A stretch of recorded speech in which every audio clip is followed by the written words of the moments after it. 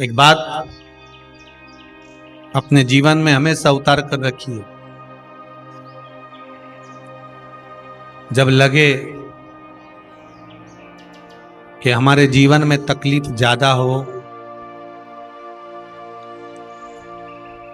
कोई काम हो ही ना रहा हो, महाराज प्रयास करा करो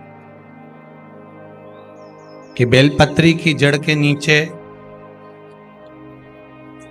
जाकर प्रयास करा करो कि लाल चंदन का जल, लाल चंदन को घिसकर कलश में उस चंदन को डालकर जल भरकर उसको बेलपत्री की जड़ के नीचे सींचन करने का प्रयास करो।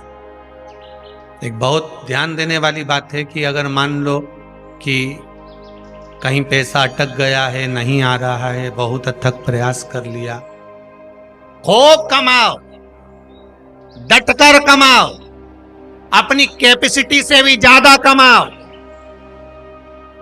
जितनी आपकी सामर्थ्यता है उससे भी ज्यादा कमाओ। और मेरी मैया लक्ष्मी तुम्हारे यहां 2 पांव से नहीं, अष्ट लक्ष्मी पूरी 16 पांव से आए, हम मना नहीं करें, खूब आए, मना नहीं है, पर उस कमाई में भगवान से प्रार्थना करना कि धन आए तो अभिमान मत आने दें, अहंकार ना आए, बस इतना ध्यान दें।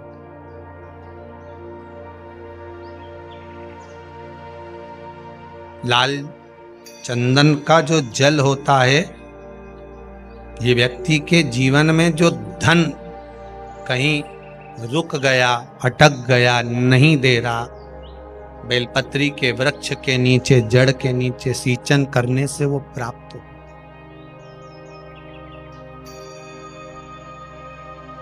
अथर्ववेद में छंदो ज्ञान उपनिषद में, दोनों में, अथर्ववेद में भी वर्णन है और महाराज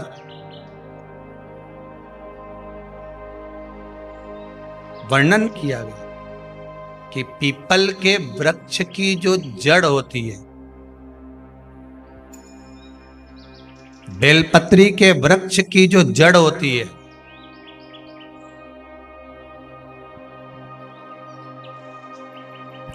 और आंवले के वृक्ष की जो जड़ होती है, इसके नीचे स्वर्ग का निवास होता है। किसका निवास है? स्वर्ग का निवास।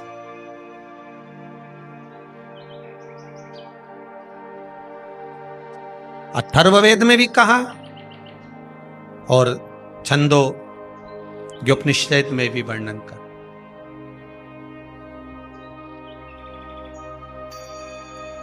एक पीपल, एक बेलपत्र, एक आंवला, इनके जो जड़ है वो जड़ के नीचे स्वर्ग का निवास। ये जहां लगे,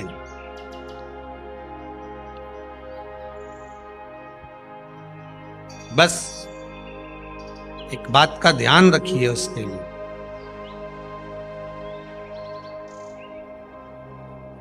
कि जहां पर ये वृक्ष होता है और उस वृक्ष के नीचे बैठकर हम जब किस जल का सींचन कर रहे हैं, जैसे अभी आपको कहा था कि जल में अगर लाल चंदन मिला हो और आप बेलपत्री के जड़ में सींचन कर रहे हैं तो लक्ष्मी की आवक बढ़ेगी। कहीं पैसा अपना अटक गया, नहीं आ रहा, आएगा।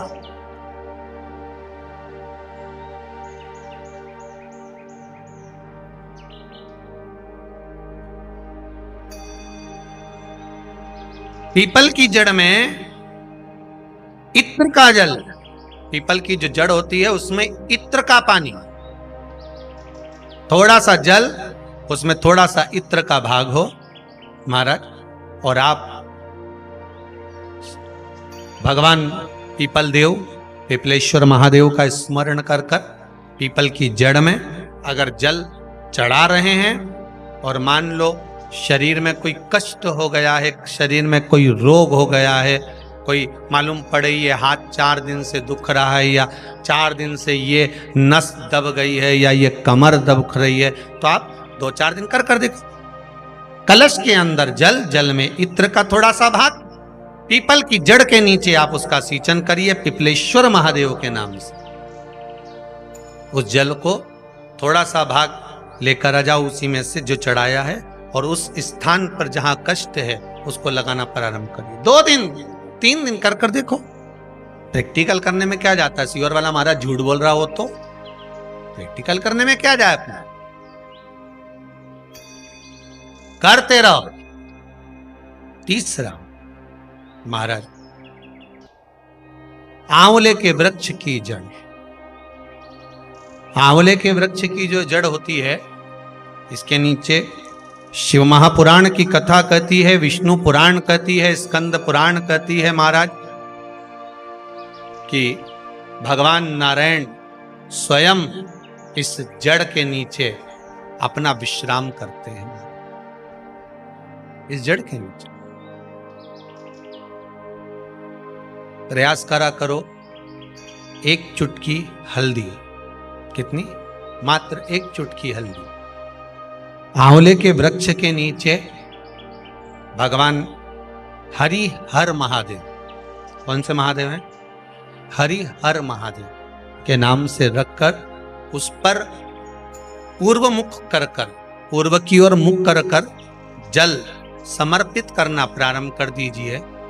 आप अगर प्रयास करेंगे शुक्रवार की शुक्रवार करें, या नवमी की नवमी करें, अष्टमी की अष्टमी करें, प्रदोष की प्रदोष कर लें, सोमवार की सोमवार कर लें, तो आंवले की जड़ के नीचे अगर हमने हल्दी रखकर जल का भाग समर्पित करा है पूर्वभिमुख होकर, तो अगर व्यापार नहीं चल रहा है, 1 हफ्ता हो गया बैठे हुए हो, कोई ग्राहकी नहीं है, तो 1 बार करो, दूसरी बार करने जाओगे तो आप अपने आप दौड़ कर जाओगे कि मेरा 1 हफ्ते से व्यापार अच्छा चल रहा है।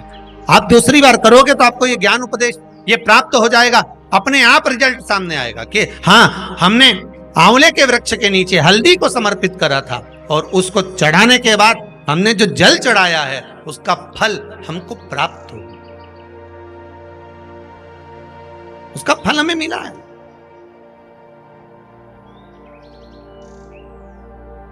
उसका फल हमें मिले।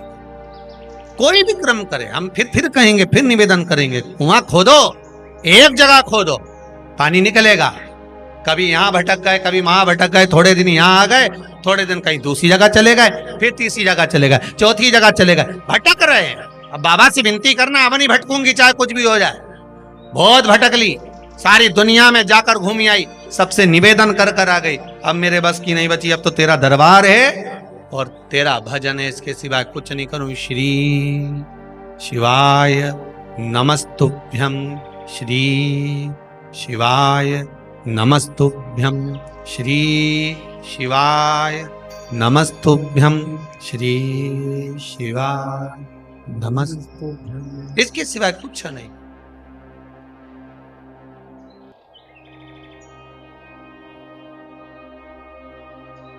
हमारा भजन मूल हो जाए।